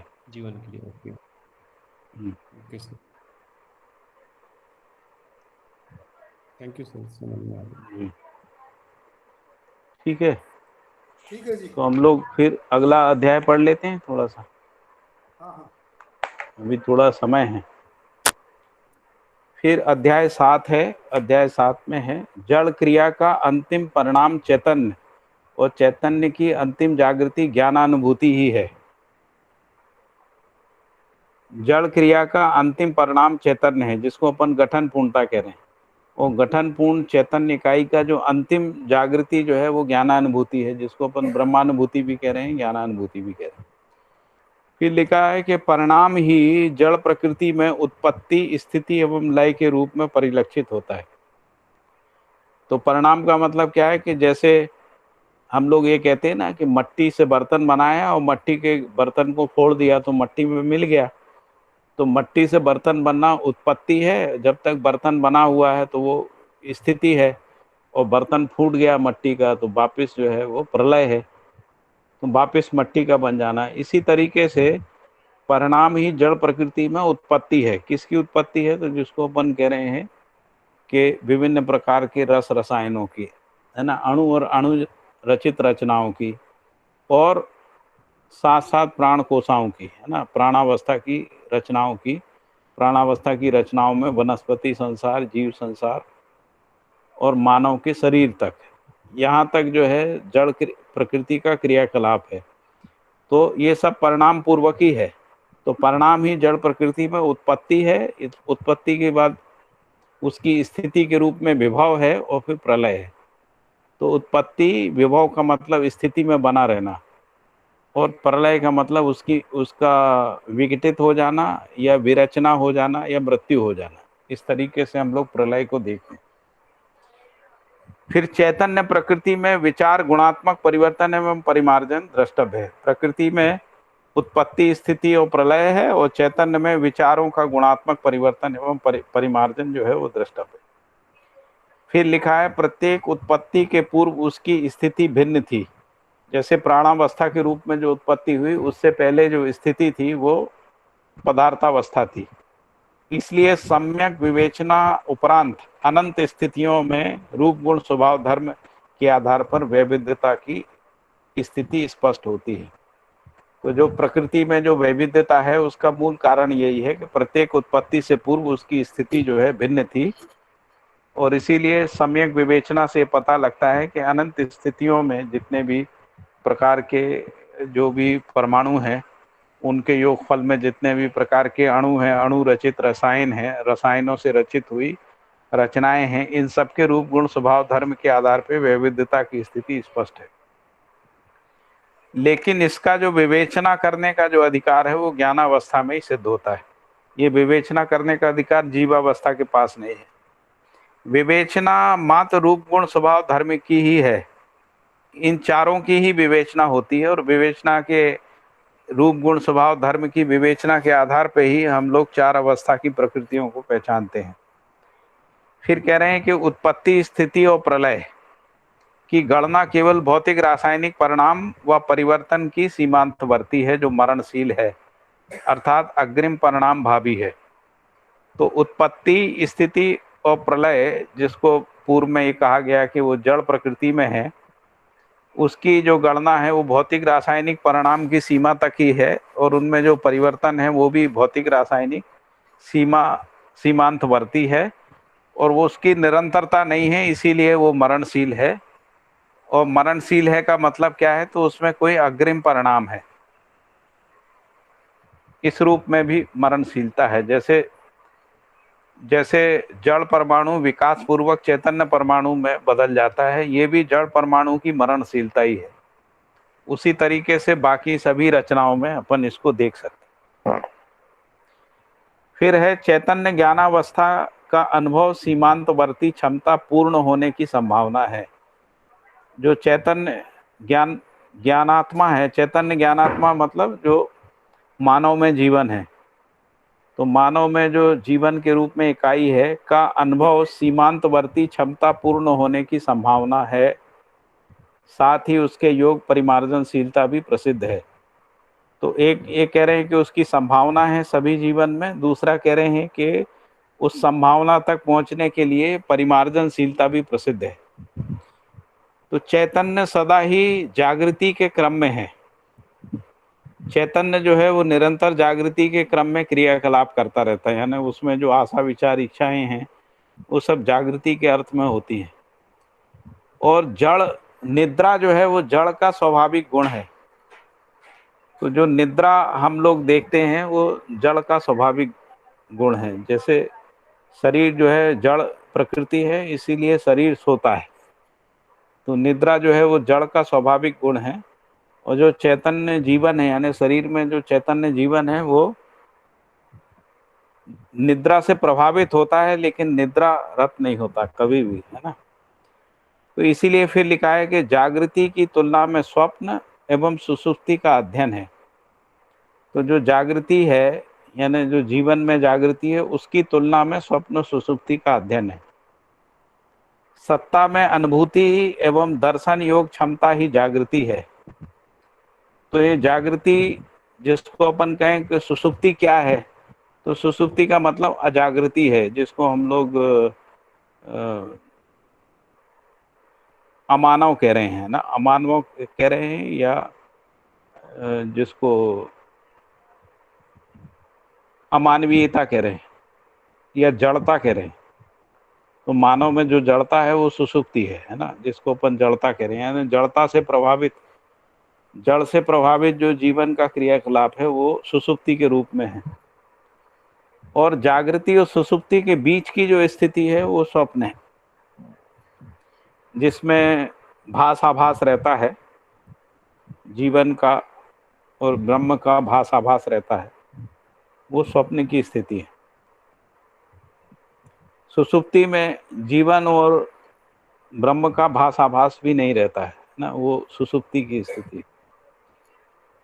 फिर है सत्ता में अनुभूति योग्य क्षमता ही जागृति है। अनुभूति योग्य क्षमता पर्यंत रूप गुण स्वभाव धर्म की अभिव्यंजना भावी है, जिससे हर्ष शोकादि द्वंद्व का प्रसव होता है। तो अनुभव योग्य क्षमता पर, जब तक अनुभव योग्य क्षमता हमको नहीं मिल जाती है तब तक रूप गुण स्वभाव की अभिव्यंजना भावी है। तब तक रूप गुण स्वभाव से जो जीवन क्रियाकलाप है वो उससे प्रभावित बने रहते हैं। अभिव्यंजना का मतलब होता है अभिप्राय सहित व्यंजना। तो अभिप्राय क्या है? अभिप्राय जागृति है। तो जागृति के अर्थ में व्यंजना रथ बना रहता है, आशा विचार इच्छा, और उसी में यदि सफल होता है या जागृति की ओर होता है तो उसमें हर्ष होता है, अजागृति की ओर होता है तो उसमें शोक होता है। और यही द्वंद्व का प्रसव है, इसी के कारण से द्वंद्व है। विषम मध्यस्थ में और मध्यस्थ व्यापक में समाधानित, संतुष्ट एवं आप्लावित है। तो जो भी सम विषम प्रभाव होते हैं तो उसमें कह रहे हैं कि जो विषम प्रभाव है वो मध्यस्थ में संतुष्ट हो जाता है और मध्यस्थ व्यापक में समाधानित हो जाता है, या संतुष्ट होता है और आप्लावित हो जाता है। अनुभव में, अनुभव की जो क्रिया है उसमें जो चैतन्य मध्यांश है वो मध्यस्थ व्यापक सत्ता में संतुष्ट एवं आप्लावित होता है। और जब ऐसा ज्ञानात्मा जो है, जिसमें आत्मा में अनुभव होता है, अनुभव के कारण से जीवन में जो विषम प्रभाव रहते हैं वो उनका विलय हो जाता है और उसके बाद स्वभाव गति की स्थापना हो जाती है। स्वभाव गति की स्थापना हो जाना ही विषम मध्यस्थ में संतुष्ट होना है, विषम का मध्यस्थ में संतुष्ट होना है। फिर लिखा है इसी प्रकार अमानवीयता मानवीयता में और मानवीयता अति मानवीयता में क्रम से तृप्त, संतृप्त और अति संतृप्त है। अमानवीयता जो है मानवीयता में जाके तृप्त हो जाती है, मानवीयता अति मानवीयता में संतृप्त हो जाती है और अति संतृप्त हो जाती है। अमानवीयता मानवीयता में और मानवीयता अति मानवीयता में तृप्त, संतृप्त और अति संतृप्त है। फिर लिखा है कि रहस्यता से अज्ञान, रहस्यता से, यानी रहस्यता का मतलब है जब तक हमको कोई भी व्यापक वस्तु आत्मा जो है वो अज्ञात के रूप में है, प्रकृति के रूप गुण स्वभाव धर्म जो है हमको ज्ञात नहीं है, उसी को कह रहे हैं कि अज्ञात है, अज्ञात ही अज्ञान है। तो यदि रहस्यता है तो अज्ञान है, अज्ञान है, अज्ञान से भ्रम है, भ्रम से मोह है, मोह से अक्षमता है, अक्षमता है, अक्षमता से अमानवीयता और अमानवीयता से रहस्यता है। तो मोह का मतलब होता है संकीर्णता से मुक्त हो जाना। तो रहस्यता से अज्ञान है, अज्ञान से भ्रम है, भ्रम से मोह है। तो भ्रमवश जो भी मान्यताएं होती हैं उनसे प्रभावित हो जाना उसको मोह कह रहे हैं, जिसको परिभाषा में संकीर्णता से मुक्त हो जाने की स्थिति कहते हैं। जैसे समुदाय चेतना में लोग अपने अपने समुदाय के साथ मुग्ध रहते हैं, या अपनी अपनी मान्यताओं में लोग मुग्ध रहते हैं, उनको श्रेष्ठ माने रहते हैं। तो वो भ्रम से मोह पैदा होता है, मोह से अक्षमता, और यही अक्षमता है अक्षमता से अमानवीयता आती है। यानी जब कोई मान्यताओं में, अज्ञान में, अक्षमताओं में मुक्त रहता है, संकीर्णताओं में मुक्त रहता है, सांप्रदायिकता में, वर्गीय चेतना में मुक्त रहता है, यानी उसको जब तक व्यापकता का, सार्वभौमिकता का और पूर्णता का ज्ञान नहीं होता है, उस स्थिति में उसमें मोहवश अक्षमता रहती है, और अक्षमता ही अमानवीयता है। अमानवीयता में रहस्य बने रहते हैं, तो अमानवीयता से ही रहस्यता है। फिर लिखा है कि यथार्थता की अनुभूति योग्य क्षमता, योग्यता एवं पात्रता को पा लेना ही जागृति है। यथार्थता का मतलब जो जैसा है, जिसमें जो है, इसको समझ लेना ही अनुभूति योग्य क्षमता है। यथार्थता का मतलब है रूप, गुण, स्वभाव, धर्म, सामरस्यता, यानी तीनों चीजें स्पष्ट हो जाना। यथार्थता का मतलब है सह अस्तित्व स्पष्ट हो जाना, यानी रूप, गुण, स्वभाव, धर्म का स्पष्ट हो जाना, समझ में आ जाना, है ना। तो यथार्थता की अनुभूति योग्य क्षमता, योग्यता, पात्रता को पा लेना ही जागृति है। क्रिया का अभाव नहीं है, क्योंकि क्रिया निरंतर है, इसलिए जागृति का अभाव नहीं है। क्योंकि उसमें निरंतरता है, इसीलिए जागृति का अभाव नहीं। लक्ष्य के बिना जागृति नहीं होती। जब तक हम लक्ष्य को पहचानते नहीं हैं, तब तक जागृति की ओर गति नहीं होती। तो लक्ष्य विश्राम ही है। तो जो क्रिया में, जो भी हम क्रिया करते हैं, उसमें जो श्रम है, उस श्रम से मुक्ति के रूप में जो विश्राम है, वही लक्ष्य है। वह केवल सत्य में एवं अनुभव में है। तो जैसे ही हमको सत्य में ज्ञान हो जाने से या सत्य में अनुभव हो जाने से मानव का आशा, विचार, इच्छा जो है विश्रामस्थ हो जाता है। यानी उसमें जो आशा, विचार, इच्छा के रूप में श्रम है, उस श्रम से मुक्ति मिल जाती है। और विश्रामस्थ होने के बाद जो है जीवन सुख की निरंतरता को अनुभव करता है। मानव जीवन का लक्ष्य सुख, शांति, संतोष, आनंद है। फिर लिखा है कि रूप और गुण के योगफल में विषम। तो रूप, गुण, स्वभाव, धर्म, इस चारों को मिला के हम लोग कह रहे हैं यथार्थता है।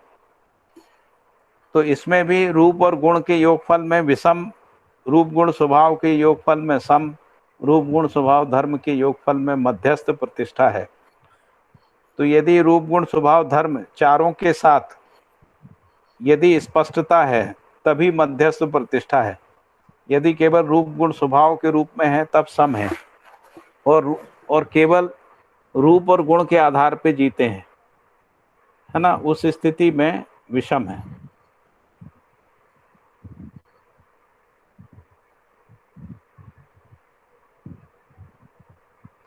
फिर लिखा है कि यही प्रकृति की संपूर्ण प्रतिष्ठा है। यही रासायनिक भौतिक सीमा में उद्भव, विभव, प्रलय क्रिया है।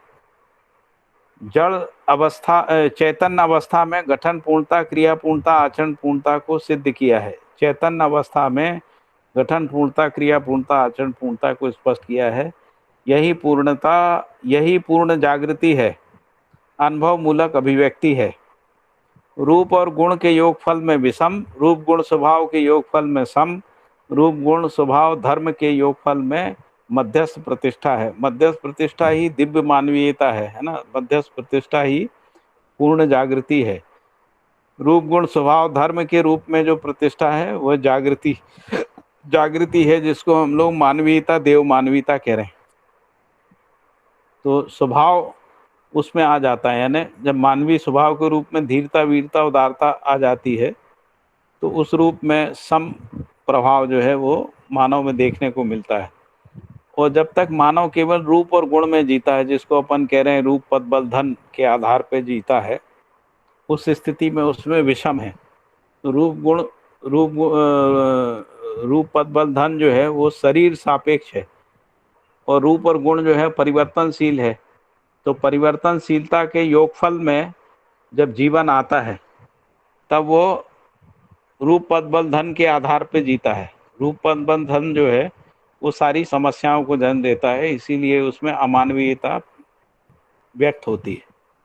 और जैसे ही रूप पद बल रूप गुण के साथ उसमें स्वभाव का प्रकटन होता है, यानी वो धीरता वीरता उदारता में संक्रमित होता है, वैसे ही उसमें मानवीयता का प्रसव होता है जो सम है।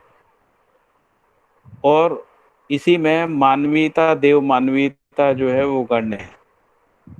और सम से जब मध्यस्थ प्रतिष्ठा होती है उसको पूर्ण जागृति कह रहे हैं, वही दिव्य मानवीयता है जो रूप गुण स्वभाव धर्म के योगफल में मध्यस्थ प्रतिष्ठा है।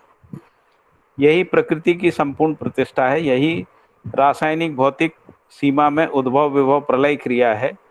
चैतन्य अवस्था में तो ये भौतिक रासायनिक सीमा में यही उद्भव विभव प्रलय है, और चैतन्य में गठन पूर्णता क्रिया पूर्णता आचरण पूर्णता को सिद्ध किया है। यही पूर्ण जागृति है, अनुभव मूलक अभिव्यक्तियां। फिर है इकाई रूप गुण स्वभाव धर्म के योगफल में ही स्थापित संबंधों में निहित स्थापित मूल्यों का अनुभव करती है।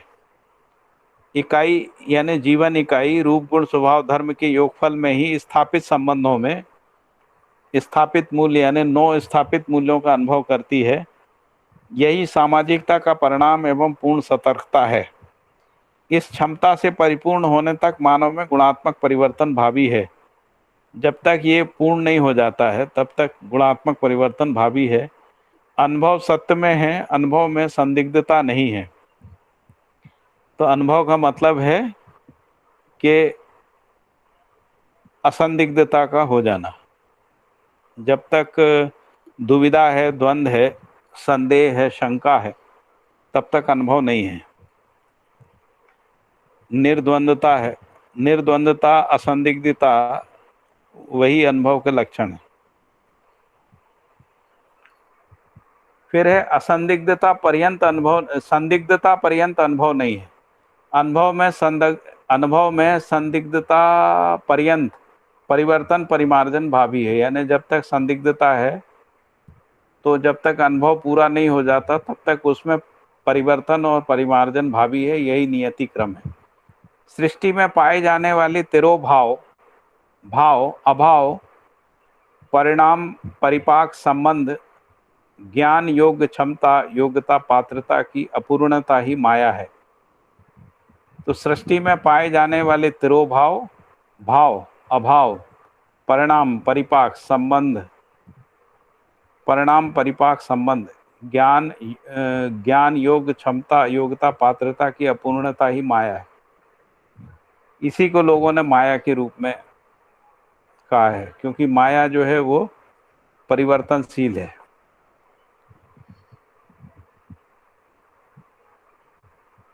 वातावरणस्थ वस्तु स्थिति संकेत ग्रहण योग्यता व्यापकता में स्थिति ज्ञान क्षमता इकाई में जागृति पर आधारित है।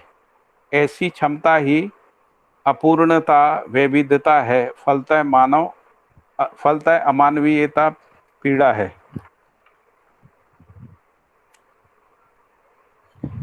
मैं एक बार इसको पढ़ देता हूं, फिर कल हम लोग इसको फिर से पढ़ेंगे। वातावरणस्थ वस्तु स्थिति संकेत ग्रहण योग्यता व्यापक में स्थिति क्षमता स्थिति ज्ञान क्षमता इकाई में जागृति पर आधारित है। ऐसी क्षमता की अपूर्णता वैविध्यता है, फलतः अमानवीयता पीड़ा है। अभिव्यंजना, अभिव्यंजना का मैंने अर्थ बताया था। अभिप्राय सहित व्यंजना, अभिव्यंजना की पूर्ण ग्रहण क्रिया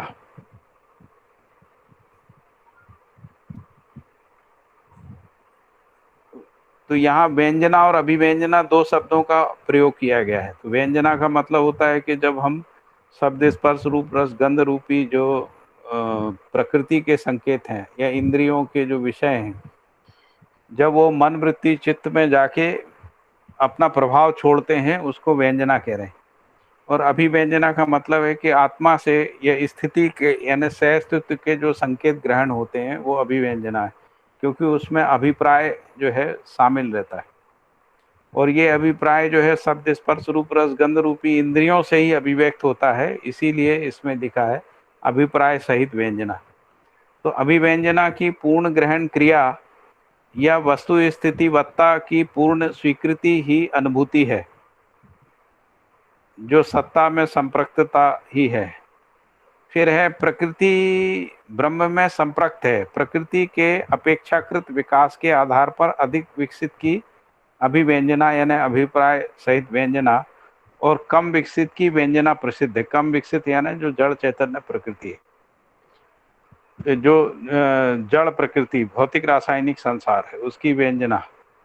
अभिव्यंजना में गुणात्मक विकास का संकेत है, व्यंजना में उपयोगिता का संकेत है। अभ्योदय प्राय यानी अभ्योदय जैसा ही अभिप्राय है, जिसमें अभ्योदय का भास या आभास होना आवश्यक है। मनुष्य जागृत अवस्था में सृष्टि की नित्यता एवं परिणामशीलता का, स्वप्नावस्था में इसकी अनित्यता एवं क्षणभंगुरता का और सुसुप्ति में स्वयं की जड़ता का भास आभास एवं अनुमान करता है। इसी का परिणाम है कि ये सब अनुभूति के लिए तोरण की भूमिका का निर्वाह करते हैं। निद्रा जड़ शरीर की आवश्यकता है, ना कि चैतन्य क्रिया की आवश्यकता है। मनुष्य जागृत अवस्था में सृष्टि की नित्यता, जिसको अपन अनुभव कह रहे हैं, अनुभव में सृष्टि की नित्यता एवं परिणामशीलता का और स्वप्नावस्था में उसकी अनित्यता एवं क्षणभंगुरता का। तो जो स्वप्नावस्था है उसमें उसकी अनित्यता और क्षणभंगुरता का, और सुसुप्ति में स्वयं की जड़ता का भास आभास एवं अनुमान रहता है। इसी का परिणाम है कि ये सब अनुभूति के लिए त्वरण की भूमिका, अग्रिम त्वरण का मतलब अग्रिम गति की भूमिका का निर्वाह करते हैं। निद्रा जड़ शरीर की आवश्यकता है, ना कि चैतन्य क्रिया की आवश्यकता है। संपूर्ण प्रकृति ब्रह्म में अनुप्राणित पाई जाती है, अस्तु उसकी अनुभूति योग्य क्षमता योग्यता पात्रता से संपन्न होने तक आनंद की निरंतरता नहीं है। इसके लिए मानवीयतापूर्ण व्यवहार, अति मानवीयता योग्य अभ्यास ही एकमात्र उपाय है। संवेदन क्रिया ही क्रिया के साथ आस्वादन, सानिध्य और संघर्ष की स्थिति में है। संवेदन क्रिया ही क्रिया के साथ आस्वादन, सानिध्य एवं संघर्ष की स्थिति में। आस्वादन की क्षणभंगुरता, सानिध्य में प्रेरणा और संघर्ष की असहनीयता प्रसिद्ध है। सृष्टि की संविस्मात्मक क्रिया में आवेश का अभाव नहीं है। आत्मा अनुभवाभ्यासी, बुद्धि बोधाभ्यासी, चित्त चिंतनाभ्यासी, वृत्ति तुलनाभ्यासी एवं मन आस्वादनाभ्यासी है। ज्ञानावस्था की इकाई अति मानवीयतापूर्ण और अमानवीयतावादी आचरण को अपने जागृति के स्तर के अनुरूप प्रकट करती है। सानिध्यानुभूति पर्यंत सतर्कता क्रियाशील है। अनुभूति ही सजगता है, जिसकी निरंतरता है, यही सहज है। इसी को सहजता भी बोल रहे हैं। सम विषम आवेश को मध्यस्थ क्रिया ही आत्मसात करती है अर्थात सामान्य करती है।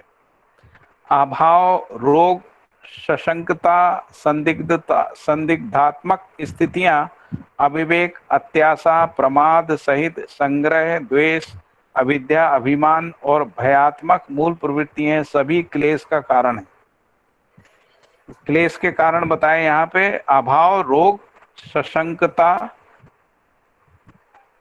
संदिग्धता यानी संदिग्धात्मक स्थितियां, अविवेक, अत्याशा, प्रमाद सहित संग्रह, द्वेष, अविद्या, अभिमान एवं भयात्मक मूल प्रवृत्तियां सभी क्लेश का कारण है, जिनका निराकरण विवेक एवं विज्ञानपूर्ण ज्ञान का प्रयोग तथा अभ्यास ही है।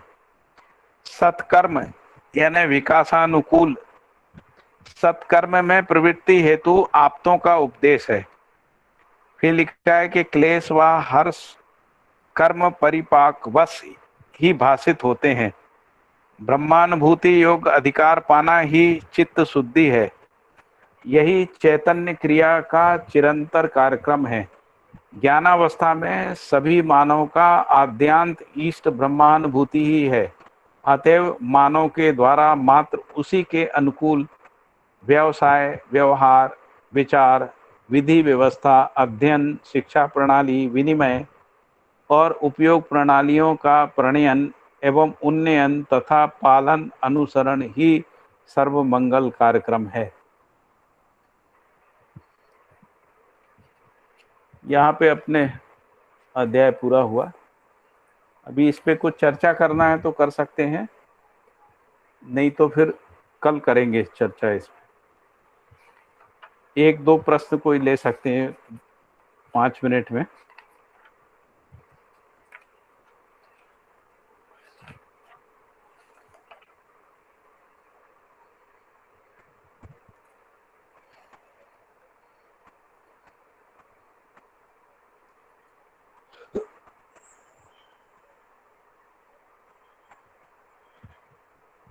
हाँ जी सर, कुछ हो तो बताइए। सुनीता बहन, पूर्णिमा दीदी।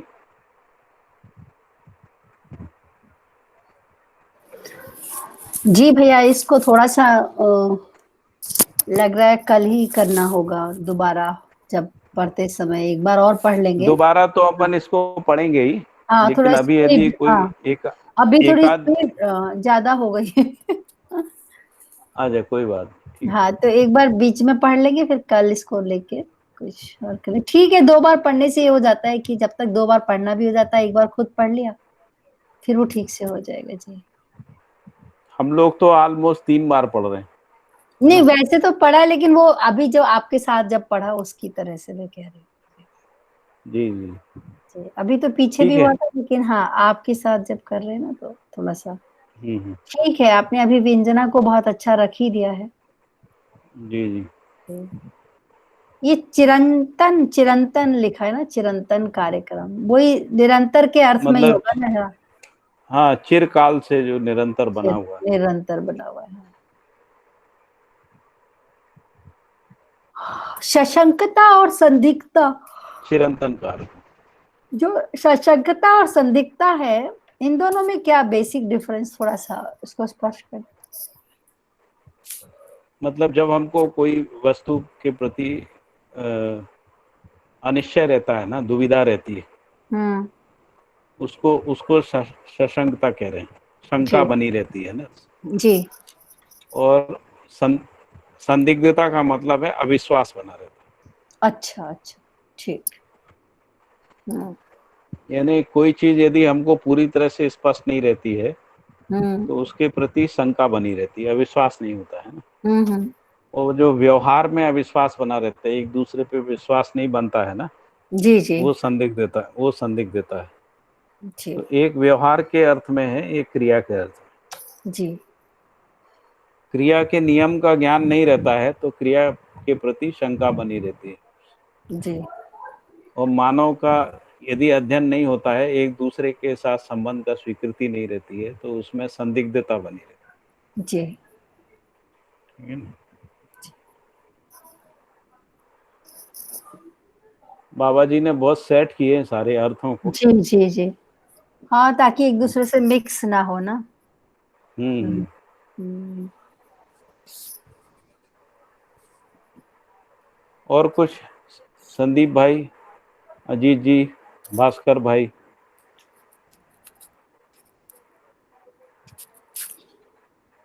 नवनीत जी, आपको मिल गया वो लिंक वगैरह? हाँ भैया, मिल गया था लिंक, मेरे को उस ग्रुप में शामिल कर लिया था। बहुत बढ़िया, ठीक है। कोई अध्ययन वाले ने, धन्यवाद उसके लिए। हाँ, और लिंक भी मिल गया। जी जी जी। यज्ञेश जी,